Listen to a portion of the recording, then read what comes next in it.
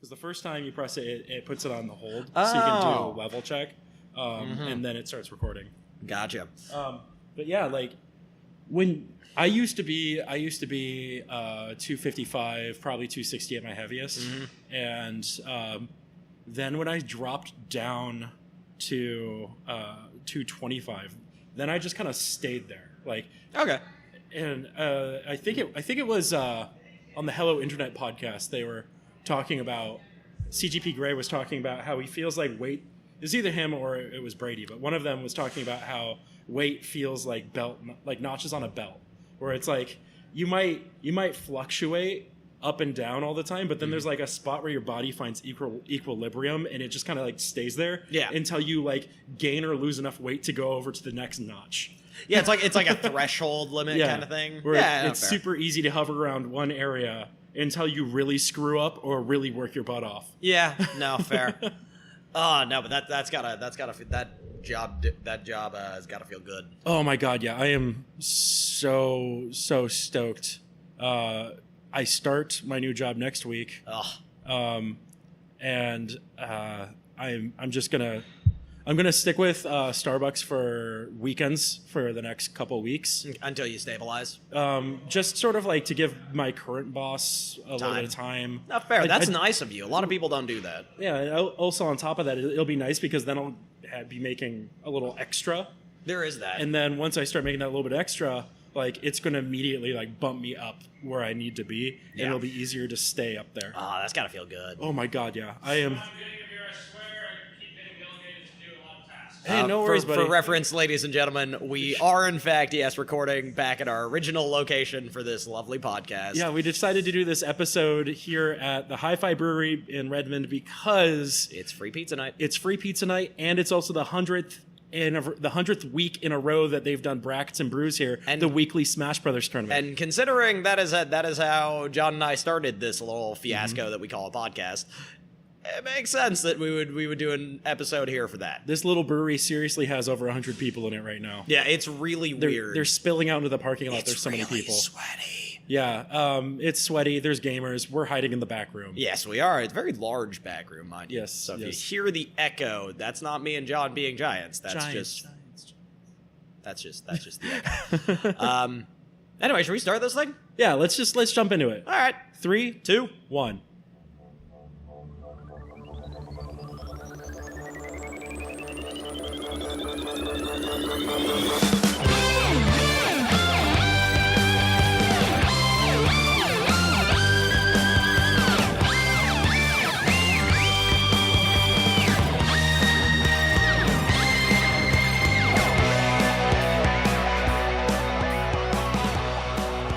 Hi, I'm John. I'm Andrew. And this is Agree to Disagree. And we just watched, you just watched... literally just, as in an hour ago. The 137-minute long... 38. 138-minute long, I'm sorry. Oh, I'm salty about it. Lee's Hulk. Yeah, Andrew, who put it off until the last moment to watch, is salty because he didn't realize it was a long movie. John just got a very angry text from me, just being like, holy shit, this movie's 138 minutes. And meanwhile, I'm like, yeah, dog, I watched it a couple days ago. Yep, so I essentially, this is kind of my theory in life, though. This is how I studied for tests, too. I was always that asshole who crammed, like, literal minutes before an exam started, just being like, oh, notes, flipping through things. Like, that's how I was in high school, so, like, I doubt that would change personality-wise. See, meanwhile, like, I'm the guy who never did any homework and always just aced tests because I paid attention in class. I mean, I mostly slept through my SAT and still got like a 2K at the time, so... I never took the SATs. There you go. And look at me. You're doing well now. I mean, as of... this morning, you're doing pretty well. For life, I think I was doing okay. For experiences, I was doing okay. Money, not so much. Hurting a bit. But that's less me not taking the SATs and more me deciding I want to be an artist. And then, it went great for you, clearly. Yeah, it goes great for most people who want to be artists. It's always good. Yeah, look at Van Gogh. He had a good life. Positive. Good, long, happy life. Anyway, speaking of things that depress me, Ang Lee's Hulk. Ang Lee's Hulk. Yeah, okay. Now... for those who listened to the end of the last episode, I was throwing some serious shade about this film, but I have to say, after watching it, I think I like it more, but for different reasons. Like I like. Okay. I just have to say, I think that I feel like the two movies, I'm impressed by the fact that you can tell two different stories about the Hulk, and they are so wildly different tonal wise. Oh yeah. Like what this movie, Ang Lee's Hulk is a much more. I finally understand what Roger Ebert was talking about in his review about how it's a much deeper, more personal, emotional story, because there's a lot going on there. It's like, at the end of the day, it's an Ang Lee film. It's cartoony, but it's an Ang Lee film. All right, my opinion is a little bit different in this way. No, sorry, the guy who... Never mind. the man who we asked to deliver a beer to you is currently... It's Cameron. It's Cameron. By the way, Cameron, welcome to being the accidental Caleb of this episode of the podcast. Hell yeah. There's a joke that Caleb used to walk in on, like, every episode and just be like, you guys... Oh, you're recording. Am I on the show? I guess I'm on the show. And then, like, walk out. So you've become that person. Yeah, you might get cut out. Whatever. I've been cut from a few things in my life. Oh, now you can't cut him. Now you can't cut him. No, I can't. Now I just need to throw dick bag. I really need to throw an important opinion in here so you can never cut Cameron's segment from this episode. No, I mean, okay, so here's the thing. I don't hate this movie. Mm-hmm. But this is one where we very much fall into the premise of this entire show of agreeing to disagree, because I did enjoy chunks of it, but it very much was, to me, it was an extraordinarily confused film.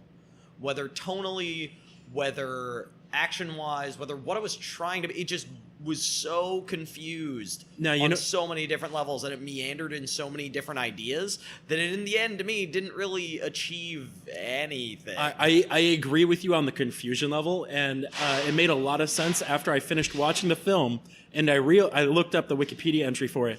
Did you know that? Okay, I'm going to give some background on this movie. Sure. The original idea to do a Hulk film, when Universal originally picked up the rights to do the Hulk, was 1990. Whoa. This film was in production in various formats. 13 years? For 13 years. There were 10 different people involved in writing it, including J.J. Abrams. The version that got made. In fact, for a while there, it was looking like the person who was going to be the writer and director of the film is the guy who later on went on to make the Punisher movie. Oh, wow. All right. Yeah. Let me get my thoughts for a second here. Mm-hmm. There were 10 people involved. J.J. Abrams was one of them. The version that Ang Lee ended up directing was a version that was co-written by two people. I can't remember one of the guys' names, but the other person who was involved in it was David Hayter. You may know him as the voice of Solid Snake. I was gonna say, what? He's also a prolific writer. Same David Hayter. Yeah, exact same guy. Huh. He's heavily he's written a bunch of stuff, and I can't name anything off the top of my head, obviously. Fascinating. But he gets around. He was involved in it, and it was like a co-write thing, and then Ang Lee had some input, and ultimately they ended up cutting out a lot of things. The first go that they tried to do with the film, Universal was already finding themselves like $100 million into the project before they're like, this is costing too much, we need to scale it back, and then they dropped the original one. What? Yeah. This was in the late 90s. Oh my god. Wow. Okay. Well, regardless, all right, well, that certainly explains why the film is a bit of a mess. Yeah, there have been a lot of different iterations of what was going on, and there were things from the original versions of the script that made their way all the way into this film, and also some of it made its way into the Incredible Hulk. Got it. I have a question for you then. Should we do a compare-contrast, or should we just do separate episode unto itself? I think let's do a bit of compare and contrast. All right. Well, I clearly enjoyed the Ed Norton Hulk quite a bit more from the way this is sounding. Why? I don't know. Well, mainly because it felt like a Hulk story. Something about this just felt like a very, I don't know. The Hulk never felt dangerous enough. It didn't feel like, and this was something that bugged me later on in the movie where he has his nice little escapade out into the middle of nowhere desert and is like being peaceful and happy. And I'm like, that's never been what the Hulk is. Like, that achievement of an idealistic sort of connection with nature out of nowhere swear didn't really feel at all like the Hulk. It felt like a misunderstanding of what the character concept was. Because Hulk as an idea is a rage incarnate monster, and that was so bizarrely out of place that I never could latch onto the idea that this was a Hulk. It's a vaguely good sci-fi movie. It's just not a very good Hulk movie. I have to agree with you on that. At the same time, if I was looking at it as not knowing Hulk as a rage monster, there is a part of it where it's like you have Bruce Banner who is conflicted with his bottled up emotions. Sure. And then you also have the Hulk where there's like that moment where he's in the desert. It almost looks like Bruce Banner's starting to take back control. He's meditating in the wilderness and about to calm down. And then General Ross shows up with his helicopter squad and makes him rage out again. Speaking of which, why did they decide Helicopter Squad was going to work? That was another thing that really made me very pissed off about this movie. You think they would have learned really quickly that bullets weren't working? Yeah, is the raw incompetence of the U.S. military. But that's the way all of these movies are. No, but this was a new level, mainly because I think it was 138 minutes of raw incompetence. That felt way more meaningful than 110 minutes of raw incompetence, which is what I got from The Incredible Hulk. It just felt like a lot more really dumb mistakes at a certain point. At least in The Incredible Hulk, they're like, yeah, we can't beat this, inject that guy. Now maybe that'll work. That being said, the thing that I really liked about this movie is where they did the backstory of his dad being a fucking psycho. Mm-hmm. And that, I thought, played out really well. Enjoyed that. I enjoyed that backstory and how he was tormented by bottled up memories. But my frustration was that you were juggling that villain with the U.S. military. That just led to this very confused lack of any sort of central villain to the whole film. There's another sort of mishandling here of the movie where I feel like the audience already knows everything. Yeah.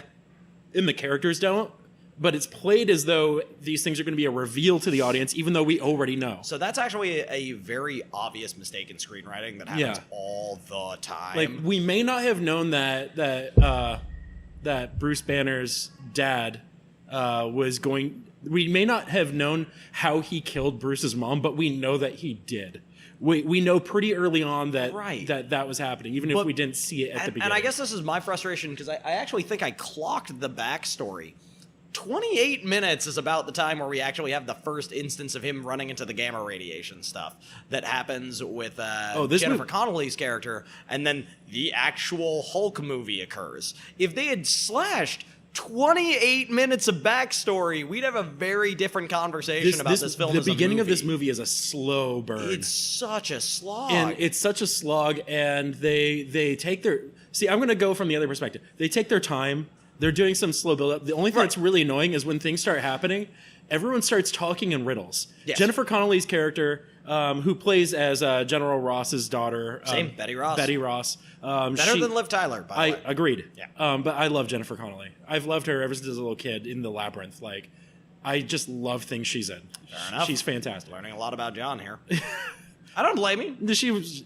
Whatever. Fair enough, man. I don't blame you. I just said that. But... Jennifer Connelly's character, she's just looking for answers, and everyone's talking in riddles. Oh. And it's like there's that moment where it's like General Ross is sitting at a diner or a restaurant with her, and he's like, he looks at her, he's like, "How much do you know?" And she's like, "I don't know what's going on." He's like, "Well, I can't tell you anything." It's like, fuck you, old man. Like thanks, movie. Thanks for bringing this character here just to shut her entire idea of like investigative anything down and ruin the audience's ability to understand this crap. Also, in universe, well, not even. Sorry, not the audience. Ruin this character's ability to understand what's going on. In universe, this is exactly why she doesn't talk to her dad anymore. And also, when she asks Bruce what's going on, and he's all coy and lies to her.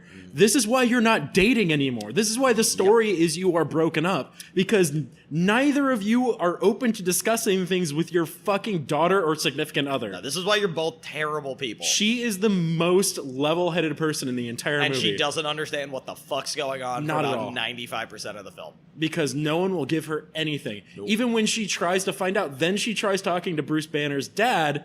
And again, riddles because Nick Nolte is drunk for half this film. And then he steals her scarf and feeds it to his mutant dogs. Oh my god. Can we talk about the terrible mutant dogs? Sure. Those things looked awful, Now- even by 2003 standards. Funny story, ILM used the same tech that they did for Dobby. Like what was it? What movie was that? That was the Chamber of Secrets. The Chamber of Secrets had just come out, and the film studio decided to use the same tech for the Hulk and all of the CG in this movie that they used for making Dobby. It looks bad. It looks terrible. It looks noticeably very bad. Okay, so there are a couple points where I did enjoy the CG. One is when you have the desert vistas with the Hulk leaping across the pretty desert. good. That was awesome. I will say Hulk fully formed doesn't look too bad. Those transformation sequences. They will avoided showing make so many you of those. laugh. They avoided so much of that, and I think it's to the not to the detriment of this film. It's for the better of this film. The betterment, anyway. The Betterment's a word. The moment where what's the name of the military business fucker? Talbot. Yeah, Talbot. The moment where he's walking up to the Hulk and he's trapped in foam and he's got the fucking drill and he's got That like looks drill. so and comical. The Hulk's eye starts bulging out because in this movie when the Hulk gets the angrier the Hulk gets, the bigger he gets, which is something they don't really do in any of the other movies. No, which was kind of cool, I guess. So it's like the more rage he has, the more he engorges. Yeah. And it's like you can just see his eye bulging because he's like struggling to get out of this foam stuff. And it's like the one thing that it made me laugh, but also I thought it was stupid, was when Talbot dies in that moment. He shoots a grenade shell, like an assault rifle. Bounces off him.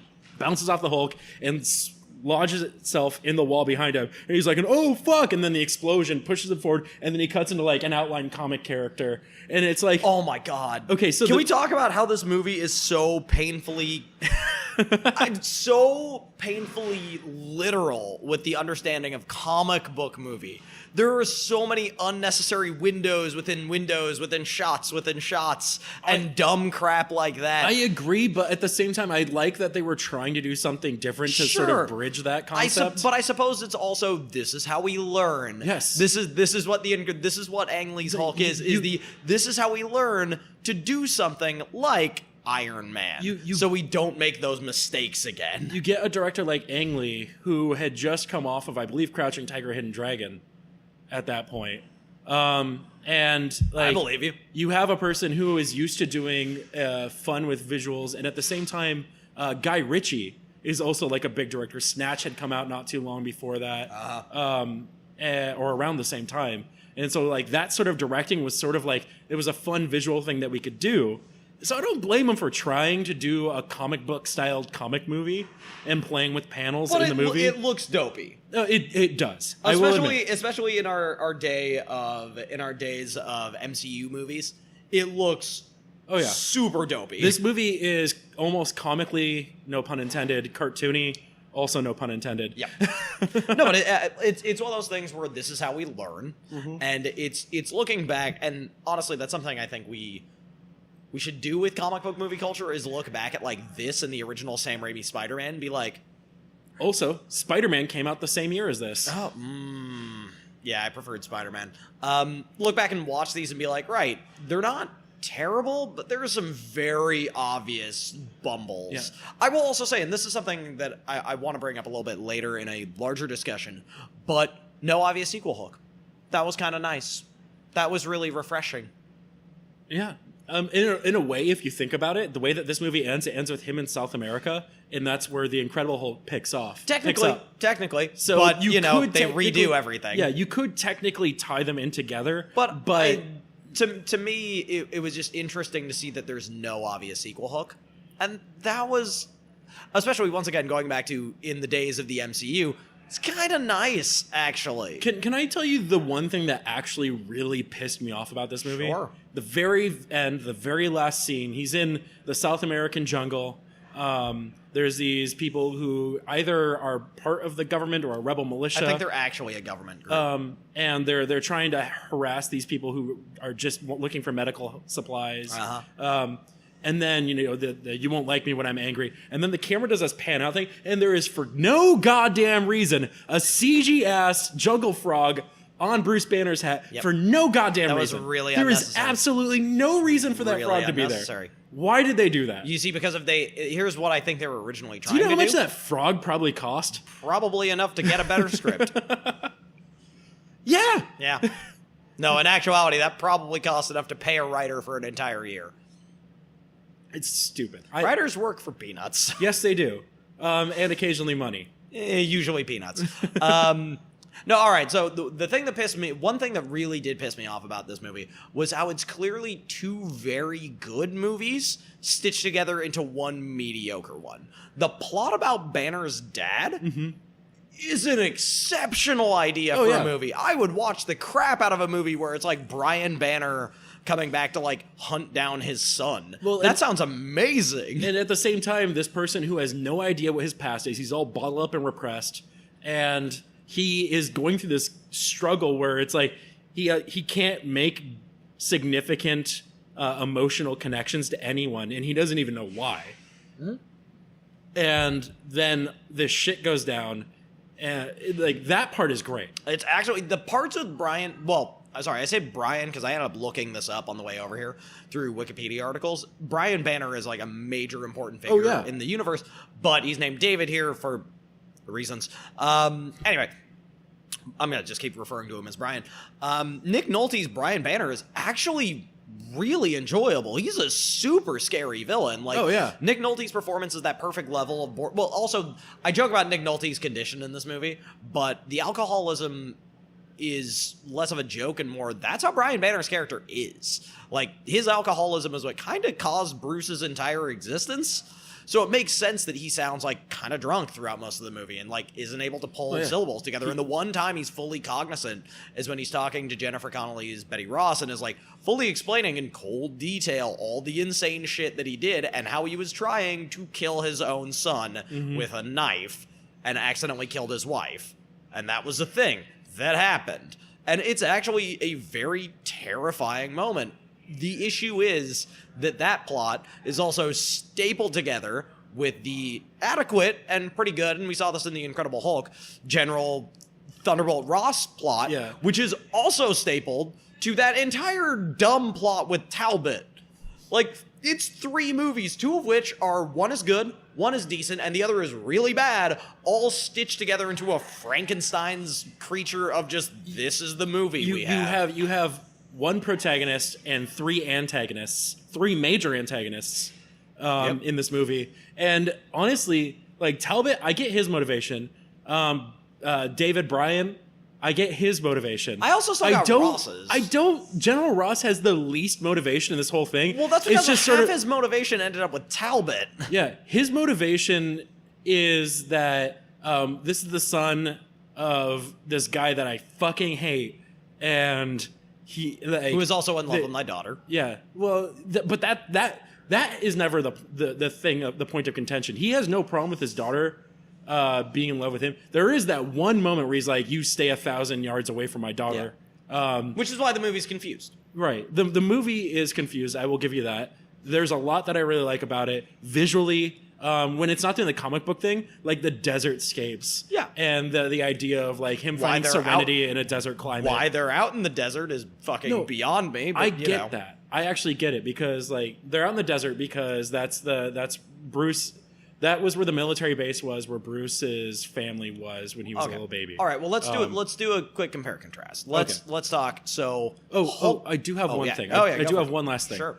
The most MCU feeling part of this movie for me was everything from the point that Bruce Banner's dad, Brian David, can we just call him that for me? Yeah, Brian David picks up the electrical cord and bites down on it. That was so stupid. From that point, that stupid. That final battle is the most MCU feeling thing in the entire movie. And it was the worst but it's this part about this movie. But it's this whole thing where it's like he grows into a giant electricity monster. It was a conclusion that was so punchy when the movie didn't need to have that be a punchy fight.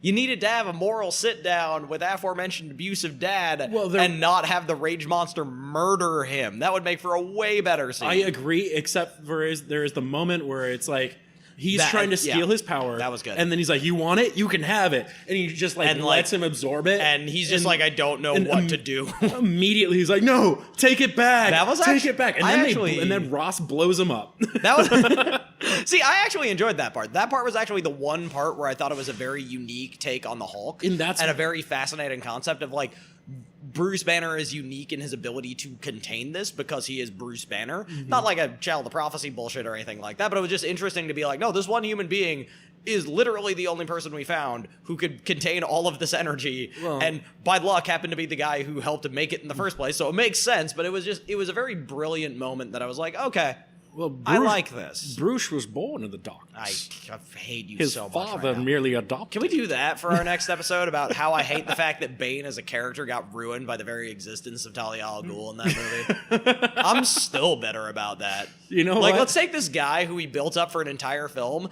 and then all of those stories were about her. Bane doesn't mean anything, and you're like, but why did you have the guy then? Of that entire trilogy, the only movie that I actually genuinely like is Batman Begins. The other two, I like The Dark Knight a lot. I do not. Now, admittedly, I haven't seen it in a while, but The Dark Knight, I think it gets hyped up more than it's worth. Also, as a side note, the only times I disagree when it comes to Nolan, after Ang Lee's Hulk came out, he felt so bad and conflicted about it that he was going to quit directing. And then his father actually convinced him to go back into making films. And then the next thing he made was a small budget film called Brokeback Mountain. And then that became an extraordinarily famous movie. Mm-hmm. There's a famous quote from him where they made Life of Pi. I liked Life of Pi. He was approached to make Brokeback Mountain. He's like, "What do I know about gay cowboys in Montana or Wyoming or wherever?" Valid. And then people he did it. Yeah, he made one of the most influential films of that decade. Probably. No, so I really, that was like one of the only enjoyable moments in this movie was that final fight ending in such a way where it's like, right, having the Hulk punch everything is too easy. Let's have him do this instead, which ended up being a good ending. The most Ang Lee-ass thing that happens in this movie is everyone talks about their dreams constantly. That was annoying. Anyway, I'm sorry, I derailed you earlier. I was ranting about something. You wanted to compare and contrast. Whatever. Jennifer Connelly, I would say, is the superior Betty Ross. Yes. Edward Norton versus Bana. Norton. Oh my God, Norton so badly. Bana doesn't know how to act for half of this film. Edward Norton was originally there was a moment where it looked like he was going to be in that movie, but then he read the script and didn't like it.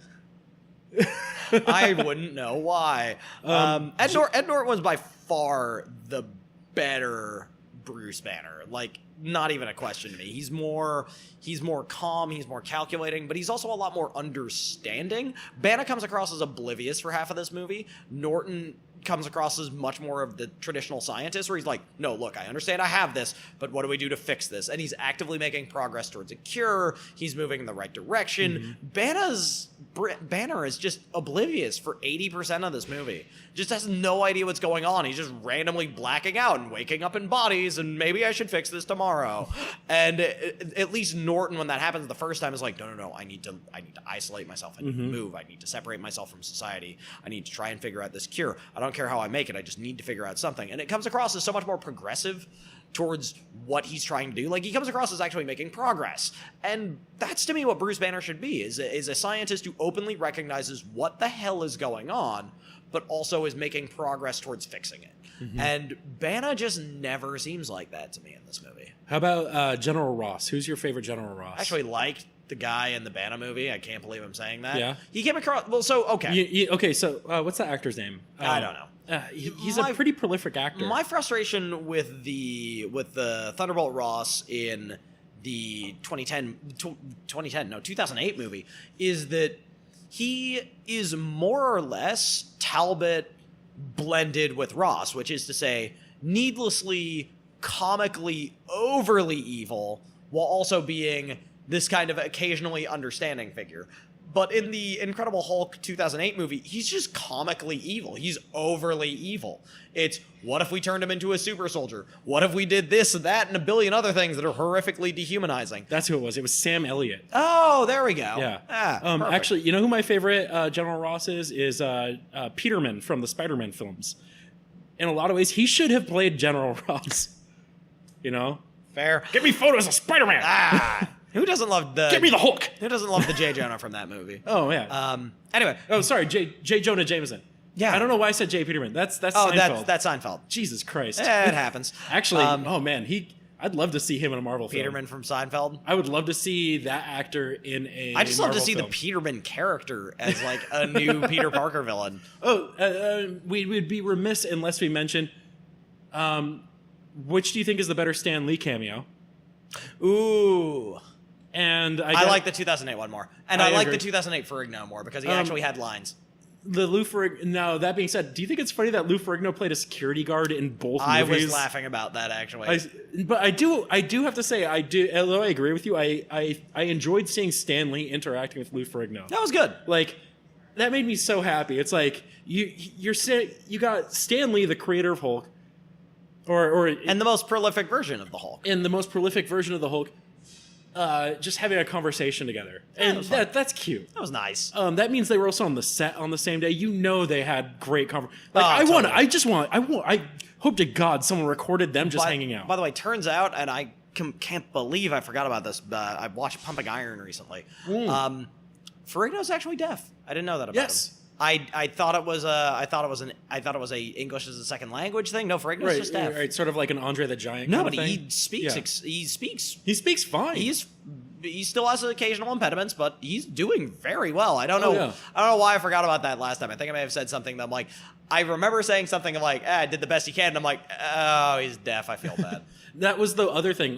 When Bruce Banner gets hit by the gamma radiation, and then they do the color change thing. It was a cool homage to the 1970s Hulk. It was great. Like, I feel like this movie had more in common with 70s Hulk than what we think of the Hulk now. And that's fine. But, I mean, going back to the original thing, I think Ross worked better in this movie because Ross came across more as a man who openly recognized that he had made mistakes, doing the best he could to protect someone from unknowable evil. Not unknowable evil, but unknowable chaos. You mean as opposed to General Ross in the 2008 Incredible Hulk, where it's just like, I need to get me this weapon. I need to get this weapon. Which is so much more cliche. Fuck you, daughter. Like, I actually really like Oh, no, my daughter. I actually really like the 2003 version in that way, where he's a lot more troubled and conflicted about his more choices. Complicated. Well, there's that moment when Talbot. I'm so fucking bad with names, but that's fine. There's a moment when he loses control and it cuts to Ross, and it almost looks like he's smiling and laughing, like moron! I knew this was gonna fucking happen. Yeah, I knew it. I knew this was gonna happen. It was actually pretty great about Ross. He took measures to make a defensive structure, and rather than weaponizing, it was like, no, lock him in a chamber for the rest of eternity. Just leave him there. You made a 1960s Batcave ass fortress, which was fine. I actually liked that a lot more. It was very colorful. Well, but the main thing I liked about that was Talbot. To me, an Incredible Hulk story should not have a Talbot. Don't get me wrong, I like we have to weaponize this thing, but we've had that in so many plot lines. Back from Wayland Yutani all the way to everything that's happened in Captain America over the years, to a billion other plot lines. It's nice to have a guy who's in the military who's not a machismo-ridden asshole, who is like, yeah, we should put this in a prison for the rest of eternity. Not saying he should die. Not even close to saying he should die. Yeah. I'm not even saying we shouldn't study him. I'm just saying let's not weaponize this, everybody. Right. The General Ross in this movie, his whole thing was like, he didn't even he had Banner sedated, and he's like, we're going to keep him sedated for the rest of his natural life. Yep. And that was nice. Period. I can't believe I'm saying that, but that was different. I've seen too many plot lines, Wayland Yutani style, like, nah, we need the Xenomorphs because then we can turn them into a super weapon. Money. Don't worry about the thing that's spitting acid currently in our scientists. It's fine. They can fix it. Like, it's wonderful to have a guy who's in the military in a popular culture thing be like, no, put him in a hole for the rest of time. I understand. Maybe we'll research him later, but for right now, this needs to be contained. We put him in our deepest, darkest hole, and he is essentially buried. They even hit him with a trank.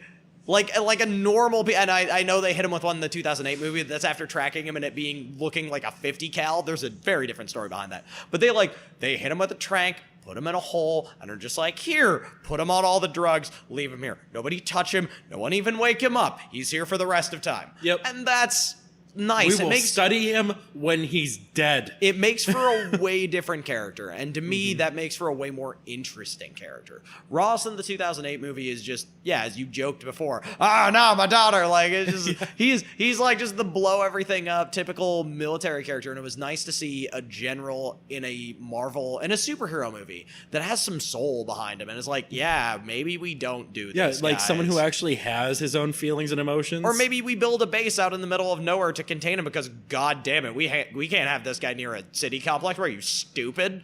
Yeah, like what happened in the 2008 movie when they kicked him off a plane, into a giant major metropolis. If this were an MCU film, I feel like he'd be more of a twisted character. He seemed pretty level-headed for a person who was literally living in the ashes of his past life. Yeah, like... But that's what makes for a more, like, because the thing is, he's still a villain.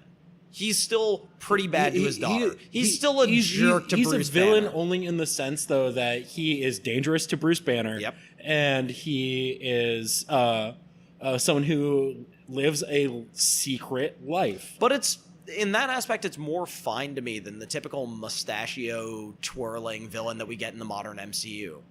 I don't know. I kind of like Ross in that aspect. It's the same reason I liked Ego, which is from Guardians 2, where it's like, if you step back, you can't necessarily agree with them, but you can see where their worldview is coming from. And I don't think you get to see that in most modern MCU movies. Hell, even Ronan, I kind of understood from Guardians of the Galaxy of like, I don't agree with your path of vengeance, but I can kind of see where this violence is coming from. If you understand a character's motivations, you don't have to agree with them, but like, it's important that you understand the character's motivations. The Thunderbolt Ross and Abomination from the 2008 movie they're just cartoons of villains. They're just, I'm going to kill things because killing things makes me hard. Yeah. They're wearing a black cloak and exactly. Because even Palpatine had reasonable friggin' like ideas here, people. Don't get me started on Palpatine. He had objectives. Actually, of all the characters in the prequels, I think Palpatine is actually one of the strongest. I mean, but that's also saying, like, this is the most tree thing out of all this chopped wood. Like, yeah, you're kind of right, but like, there's some needles on there. They're 2x4s. Like, yeah, the most round thing is going to look less like a 2x4. This is the most tree-like of all the 2x4s because it has termites in it. Exactly.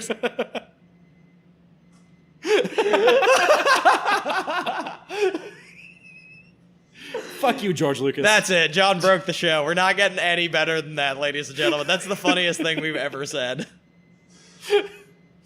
What? Okay. Final thoughts about Ang Lee's Hulk. I'm not upset with the... I'm upset with the movie. But...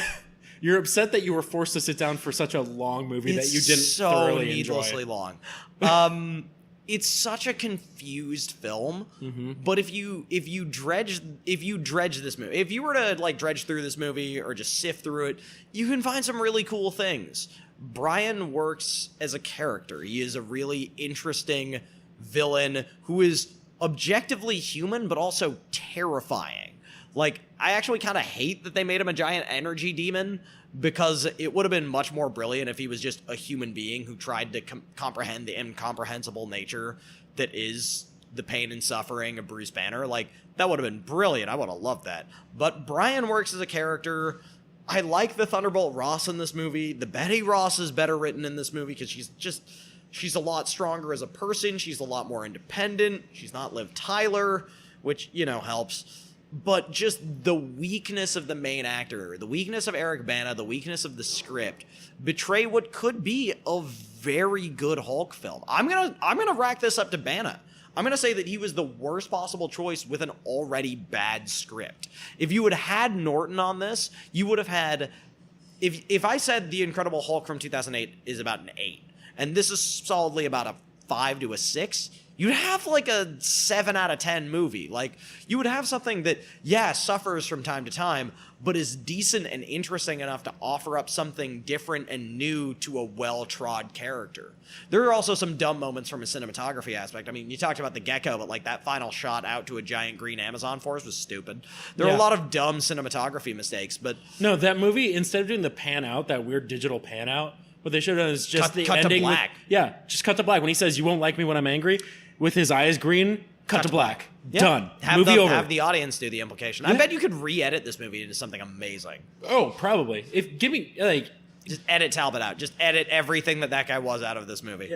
There are some things about Talbot's character, like I like the whole idea of What the cartoony evil nature of it and all. here's the thing, and it's kind of sacrilege because it's like, all right, we're gonna create General Ross from the 2008 film now. I want them to roll a bit of Talbot into General Ross. I'm okay with that. I actually just a bit though. You need a dash of it. You need a character where it's like, all right, we've caught and contained this thing, but then he gets curious about military application of this. See, now that would be fine. Like, that would actually be okay. And then his curiosity gets the best of him. That would be fine. But if it starts out in that aspect of I need to protect the world from this, and then there's a moment of, but what if we did something? Like if there was a natural character progression story-wise, that'd make more sense. Yeah. All right. Then, the mustachio twirling Talbot that we got. Exactly. Yeah. Like, hey, I might be your ex-girlfriend's ex-boyfriend. Also, I'm going to shoot grenades at you for some reason now. Also, I used to be in the military just like her father, and now I work for a multi-billion-dollar corporation that could easily buy out what you're doing in Berkeley. Also, I own this desert base now that I paid billions of dollars for some reason out of coffers that you will never see or understand. Good luck finding the damsel, Dudley Do-Right. I'm tied to railroad tracks. There was a grenade behind me, and now I'm out of this movie. Goodbye. Unceremoniously cut out. Seriously. Literally cut out of the film. Even the editor was like, no, fuck this guy. They need to digitally add some scissors cutting him out. And then he flops. Can they just digitally erase him from the film? All right, so I pulled up the Wikipedia entry for Hulk just to finish this out. Sure. Because I had mentioned all the writers that were involved in this. Okay. Oh, God. Let me read verbatim. Yep. Development for the film started as far back as 1990. Mm-hmm. The film was at one point to be directed by Joe Johnston and then Jonathan Hensley. Mm-hmm. More scripts had been written by Hensley, John Turman, Michael France, Zach Penn, J.J. Abrams, Scott Alexander, and Larry Karaswesky. Okay. Michael Tolkien and David Hayter before Ang Lee and James Seamus' involvement. Hulk was shot mostly in California, primarily in the San Francisco Bay Area, which I mentioned mostly because this movie does not take place in San Francisco until the very end. Yeah, that was kind of out of nowhere, wasn't it? Yeah. It's like, oh, he's in San Francisco. Why? Oh, it turns out it's because that's where they filmed it. Yeah. They filmed most of it in San Francisco. There's also a weird fetish for early comic book movies to be involved in specific monuments. Yeah, well, I mean, even still, even the new Spider-Man, they go to the Washington Monument. Why? Because they go to... Oh, that's right. You haven't seen the new Spider-Man yet. No, I haven't seen Homecoming. Okay, all right. Dude, come on now. Really behind on my movies. I need to take this guy out to movies, except he won't go with me because he doesn't watch superhero Marvel movies unless he's with a very specific group of friends. No, I do. It's just I never have the time when you call me. Anyway, let's close this out. I don't know. I enjoyed it, but it's a bit of a mess. What do you think? I will agree with you in that premise. Broad stroke, I enjoyed the film. It's a mess. It's a real mess. There are things about it that I like more than the 2008 film, and there are things about the 2008 film that I like more than this one. Yeah, it's a mixed bag. Yeah, I feel like it's a genuine mixed bag. I feel like it is worth watching if you're a Marvel movie completionist. Yeah, sure, I'll accept that. Why not? So what's the next episode on, John? The next episode is going to be Andrew and I are going to talk about The Simpsons. Are we doing that Simpsons retrospective? We are going to talk about The Simpsons. Oh, yeah. We talked about it a little bit after our last recording, and if all goes as planned, it's going to be him and me talking about we're going to henpeck a few of our favorite episodes of The Simpsons, and then we're going to sit down and watch them and talk about them, and then we're going to compare and contrast it with the most recent episode of The Simpsons that week. And we're gonna do a Simpsons autopsy here, people. Essentially, Yeah. we're gonna get knee deep in yellow fleshed cartoon people. Except we actually have 5 fingers. Yeah, Yeah, we'll talk about that. be good stuff. All right, bye everybody. Bye.